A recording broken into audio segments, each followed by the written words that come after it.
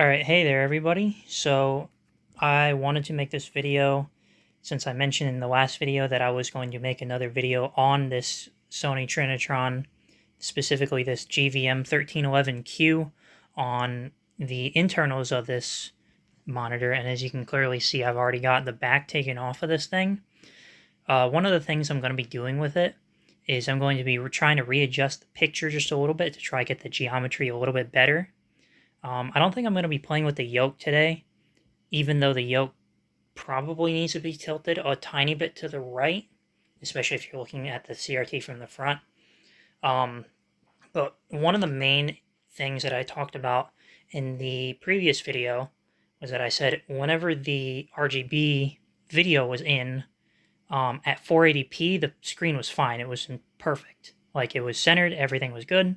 But at 480i/240p, the screen was offset, so you really couldn't use it at 240p 480i through RGB. I took a look over this board, and I noticed there was some potentiometers that I missed the last time I was calibrating it, so I'm going to go ahead and show it to you right now exactly what I'm talking about. So down here, this is I believe the deflection board, and as you can see, it looks kind of crazy at first glance. Or actually, I should say deflection boards, because this one here is actually separated from this board. But as you can see from the ground up, these are all the potentiometers, including some other kind of stray ones like here, that affect the video or the picture in a way, like the centering of it. It can go with anything from the vertical and horizontal size to its position, to the pin cushioning, which just is a matter of balancing that out between whatever corner is kind of starting to bow outwards or bow inwards, stuff like that. And the ones I was referring to that I might have missed were actually back here. So these little potentiometers, specifically these two, and then two other ones down underneath here, underneath these wires right here, I did not realize said video H shift, RGB H shift, and then this one is VGA, H size, and H shift. Well, that may or may not be the solution that I'm looking for the 240p/480i RGB problem, and I'll bring it up to you in a second here once I get everything set up. But first I'm going to set up 240p test suite, because I do want to adjust S-video on this thing real quick, and yeah, we'll go from there.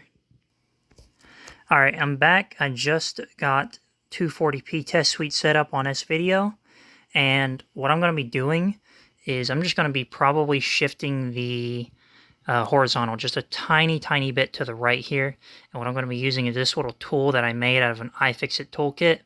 So it's just off the basic toolkit here, and I'll show you in a little better light. It's pretty much just a little pointer here and then a flat edge. But this flat edge, I snipped the edges here, and that made for a really perfect plastic screwdriver kind of bit in a way. And it works really well for potentiometers. So let me show you over here again. So let me try to find the potentiometer that I need to go with.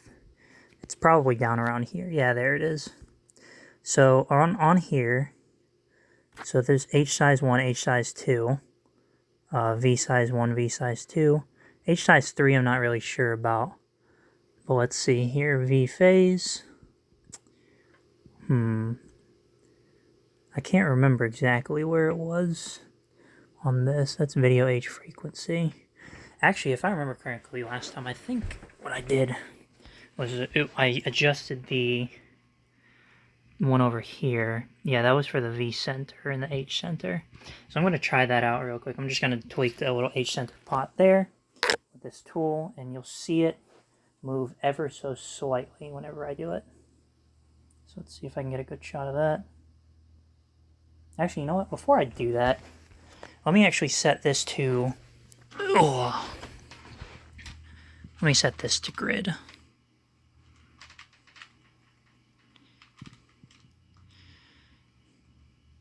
There we go.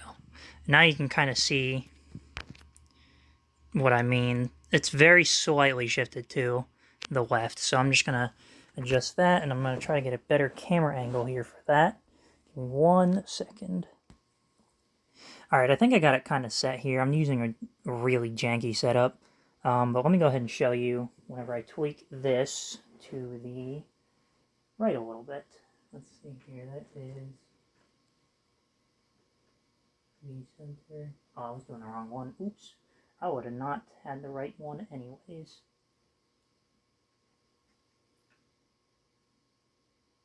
So I move it just slowly here. And that should be probably about alright. Like I said, very minor adjustment, but it's just one that I do because I'm picky like that. Anyways, let me go ahead and see about getting 480p running on this in 480i just to show you exactly what I mean by the offset issue. Alright, so I got GameCube right now running off RGB at 480i. Sorry about that. And I'm just going to go through this setting here and show you kind of what I'm talking about.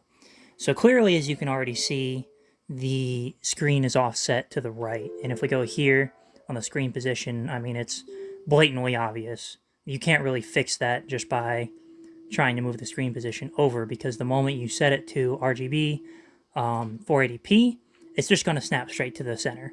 So what we're going to be aiming to doing is trying to figure out this position here, try get this centered, but leave 480p centered as well.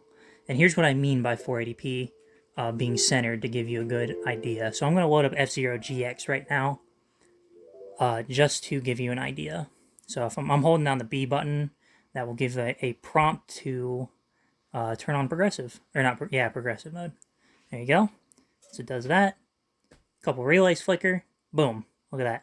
Centered up. So I'll just show you here. Screen looks awesome. I do have to make some adjustments too, because I did see that there was, I think, screen width as well. And the problem with this is there's a tiny bit of black bars on each side, so I'm going to try to overscan that ever so slightly too. And like I said, this is running on 480p now. It looks awesome, but yeah, I'm going to go ahead and try doing that right now. Alright, so I think I'm understanding a little better the difference between the VGA H size and the RGB H size. So let me go ahead and demonstrate this to you just by turning the potentiometer itself. So I'm right now on VGA H size. As you can see, when I turn it to the left, the screen gets a little smaller. And I was having issues filling in the screen whenever I turned, I believe, one of these other pots up in front as best as it could go. Actually, I think down here one of these ones was the potentiometers that I couldn't do. And it's the ones you can just access from the front. Oops, I think I moved the thing down a little. No, we're still good. Okay. But anyways, so now that I got that set and sorted out, I can figure out 480i. So I'm just going to move that back again till it's full. Alright, that's about as good as I'd like it to be. And I'm going to check this over with a couple other games too. But that looks, I mean, that looks awesome. I can't believe I found those potentiometers. That changes a whole lot. But I'm going to get this game reset, put back on 480i. We're going to try doing that adjustment one more time. Alright, so as you can see, I'm back on 480i mode now, and you can clearly see the huge black bar on the left side. So I believe that's going to be RGB H shift. So I'm going to go ahead and adjust that right now and see if that makes any difference. So down around over here we have H shift, which is there's two of them. There's video H shift and RGB H shift. I'm going to try the video first and see if that does anything. Alright, so video H shift didn't do anything, and hopefully I didn't just mess up the 240p stuff, but like I said, I'm going to go back and check all that later too. See if RGB H shift does anything. Alright, so that didn't do anything either. I'm going to play with this one again, VGA H shift. Alright. And let's go ahead and shift that around. So it seems like none of these potentiometers are really doing anything from what I can tell. So Like I said, what I'm doing here is I'm adjusting all of these pots. This one here, this is VGA H size. I believe this is VGA H shift.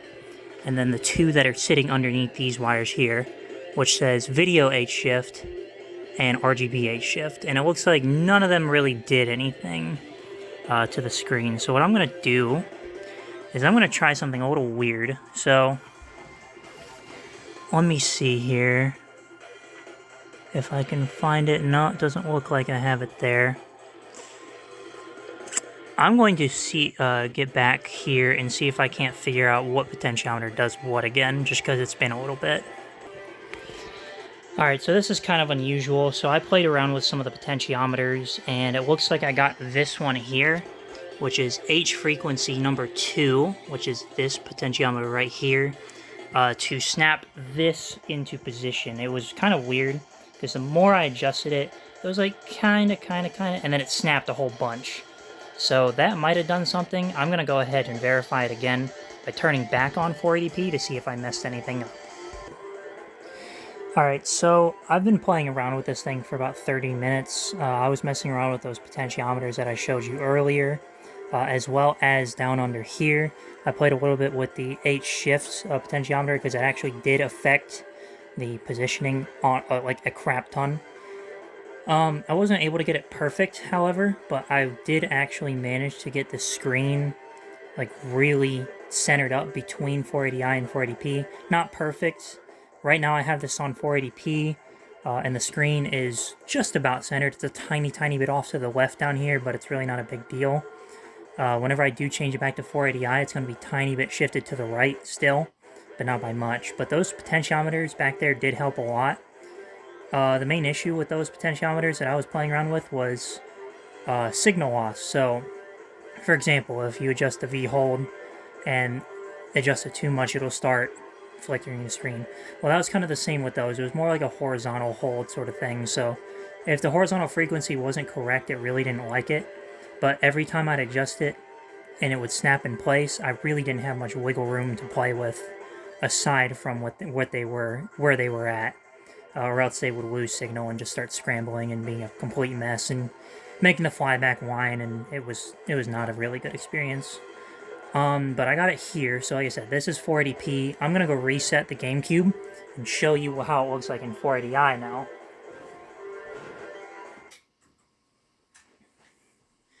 So I'm not sure if you can hear that in the camera either, but obviously when it flicks to 480i, 480p, same with 240p, it's basically like that. But as you can see, it's not really centered still. It's off by just a tiny bit, which isn't bad. Like I said, I'm probably going to try to adjust it just a little bit more, because as you can see, it's really hard to tell, but I'll probably move this up here. There is a tiny bit of black bar on the edge here, which I don't really like, but I can much better deal with it than having like an 1.5 inches of black bar. So, let me show you back here. This is kind of what I'm talking about. Yeah, it's really not bad. And if we adjust this down here, so I'm going to go ahead and use this little tool and just adjust it very slightly. Well, it adjusted more than slightly, but, you know, it worked. Now it's pretty centered up, pretty good.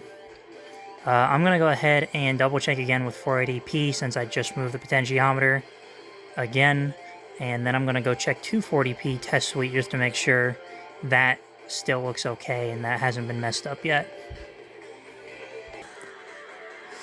Alright, so I've toyed around with it a little bit more again just because I wasn't satisfied, and honestly this is about as good as I can get it. There's still an ever so slight presence of black bars here, but it kind of cuts off at the top and bottom just a little bit. And it also changes sometimes depending on the game too. Honestly, it's acceptable.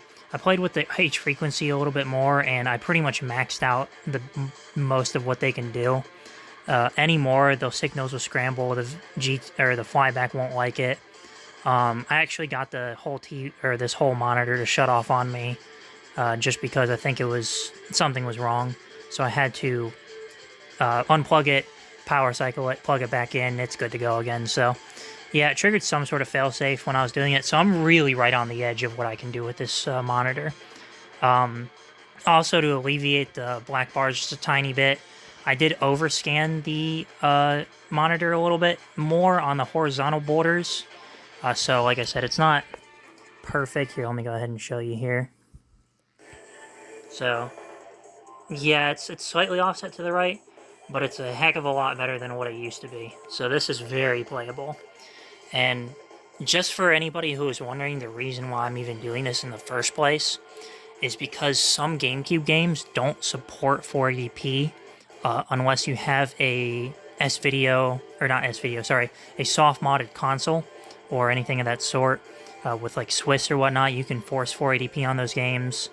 Or I think with like a Insurrection Industries Carby GC digital HDMI port that you can add to the back of the GameCube. You can also do like deinterlacing, which I believe will bring it to 480p, stuff like that too. But I don't have a modded console or anything like that, so I'm basically just having to go off by what I have. So this is pretty much acceptable. Like, this is the most acceptable I can get it, and I'll just leave it at that. So, yeah, like I said, I tweaked all those potentiometers, did my best there. I got it pretty good. And yeah, like I said, all I needed it to do was just look good at 480i and be a little more centered so that whenever I do need to use it at 480i on an RGB instead of 480p because the game doesn't support it, then I'm good to go. So I'd say I'm happy with this. I might adjust it a tiny bit more just to try and even it out just a tiny bit, but I think this is basically where it's going to be at. So job well done, I guess. I'm going to go check 240p test suite one more time.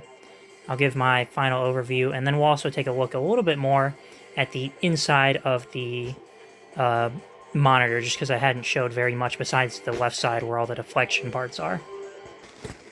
Alright, so I did check S-Video at 240p test suite. Turns out some of the potentiometers do actually affect S-Video on there as well, so what I mean by that is down on this side here. These two potentiometers that I mentioned, there we go, didn't do anything for RGB. They did actually do for S-Video, especially this Video H shift.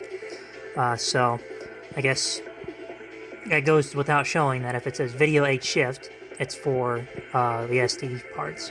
The RGB H shift didn't do anything though, so it's still kind of out there as to what it really does. But so far, so right now, this is on interlaced. As you can see, the black bars are kind of back, especially here. And part of the reason why is just because whenever I did mess with the H frequency, it did affect the S-Video signal input to where it was scrambled. So I had to readjust it back, and I had to leave more of a compromise, which is a bit unfortunate. And here, I'll show you what I mean. So I'm going to go ahead and press line B here. Oh, I accidentally pressed the contrast button. So here I have a picture of the monoscope pattern on 240p test suite. And unfortunately my camera is no longer syncing, but it's pretty good now, so I'm happy with that. I'm going to try composite, and then afterwards I'm going to pretty much just wrap this video up. Alright, so I just plugged in composite now. I just plugged in pretty much my Sega Genesis into here. This here's Gunstar Heroes, and it's looking pretty good. It's got black bars on this side, but don't worry about that because that's kind of an issue with these Genesis consoles. The video is actually shifted a little bit to the right by default. So if you center the SNES console, the Genesis will be slightly to the right, for the most part. Just off the Model 2s that I've tested and worked with, as well as my Super Nintendo, which is a Super Famicom 1-chip 02 model, because I swapped the board in it. That's just kind of from my experience. And I've also tested out a few other Super Nintendos, and they've pretty much given me the same result. But yeah, so since composite looks good on this thing, everything works pretty well. Alright, so one last thing too, just to mention, is like I said, I wanted to show you a little bit more over of how the internals and whatnot looks like on this thing. So, as I showed you before, this was the deflection board. This has all of your adjustments for any sort of potentiometer stuff. And typically speaking, if you ever do a cap replacement, which this may eventually need considering it's from 1993, this is the board to look at primarily. So these are pretty much almost all the caps you're going to need to replace. And as you can tell, there's quite a few of them. So yeah, and that also goes with this board too. This board's part of the deflection. On the opposite side here, you have another bit of deflection down here. As you can see, this is generally the horizontal and vertical. If I remember correctly, yeah, this is the centering. Then down here are actually your potentiometers for your flyback transformer, funny enough. So these two black little knobs, that's going to be your focus and your G2 voltage, because the flyback is sitting right here. And I don't exactly know, I think the flyback has massive friggin' capacitors back here, so it's doing something back there, that's for sure. This here, I'm not exactly sure what this part is, but it looks like to me that the anode wire going into this and then coming out of it, going to the anode cap. Down here, that's where your yoke and your dynamic yoke adjustments are right there, those blue potentiometers. And of course, where the yoke sits is in a really bad spot. Honestly, you'd have to take out one of these boards to really adjust it. Like I said, I kind of want to adjust it a tiny bit to the left or right. I can't remember what I said earlier. But it's pretty stuck in there. So yeah, there's not really going to be much of a chance of doing that anytime soon. Of course, down here you got some more other boards. Over here, this is your neck board, and this neck board is massive because not only does it hold the connections to power the signal to the tube and everything like that, but it also holds your connections for your drive and your biases. So that's for your red, green, and blue colors. If you want to intensify the colors at a lower or higher, I guess, intensity, amplitude, I don't know. But essentially speaking, if you were to adjust any of those, which I don't need to do, but you would use these potentiometers here. There's also your H-stat down all the way down there that adjusts your horizontal static convergence for the front of the screen to make sure that red, green, and blue align properly. And then, of course, your convergence rings, which I believe is it's a 222 set. Some of these Sonys have a 221 set, which is really unusual. If they don't have an H-stat pot, typically they're a 221 because you'll have your two in the back be red and blue, your middle ones be purity, and then one magnet in the front to adjust the horizontal static convergence. And then, of course, here, this is your power board. Big, thick, massive. It's shielded pretty well. Yeah. If I remember correctly, like I said, I counted about 7 or 8 boards entirely in this thing. Very overbuilt. It's crazy. But, yeah. So anyways, that was me adjusting the Trinitron, the GVM-1311Q. And I did, like I said, I'm pretty happy with what I did. Here, I'm going to go ahead and put this back on. Just to show you again. That it looks pretty good. I'd say I didn't damage anything or anything like that. The other issue that I mentioned earlier where the horizontal will start kind of condensing and just kind of flickering like this back and forth on both sides still hasn't happened yet, so I'm figuring like if you leave it in plugged in for a long time, it's not going to do anything. But if you take it or unplug it, then it will do something. So yeah, everything looks good here. Thank you for watching.